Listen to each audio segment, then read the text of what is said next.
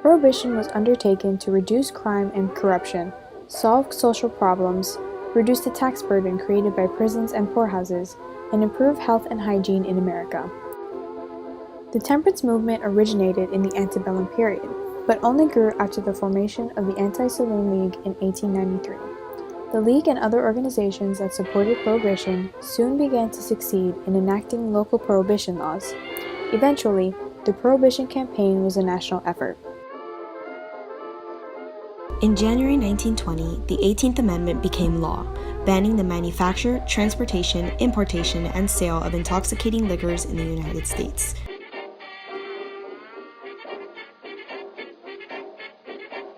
The people who illegally made, imported, or sold alcohol during this time were called bootleggers.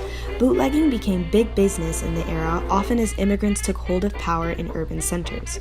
The operations varied in size from an intricate network of bootlegging middlemen and local suppliers right up to America's bootlegging king, George Remus, who operated from Cincinnati, lived a lavish lifestyle, and amassed a $5 million fortune. To escape prosecution, men like Remus used bribery, heavily armed guards, and medicinal licenses to circumvent the law. More ruthless gangsters such as Capone did not stop at crime, intimidation, and murder. Bootleggers counterfeited prescriptions and liquor licenses to gain access to alcohol. The most common practice was to import liquor from other countries aboard ships. The river between Detroit and Canada was a thriving entry point, as was the overland method on the long border between the two countries. Bootleggers also evaded authorities by building secret breweries, with intricate security systems and lookouts. In addition to eluding the police, bootleggers had to fend off other bootleggers who would steal the precious cargo for their own sale. Bootleggers began a national controversy by selling adulterated liquor, which resulted in countless fatalities and poisonings. Bootlegging grew into a vast illegal empire, in part because of widespread bribery. As a result of the controversy of Prohibition, many alcohol-related industries were forced to shut down. This caused for the rate of unemployment to rise in the United States and for many people to turn to crime as a way to support their families.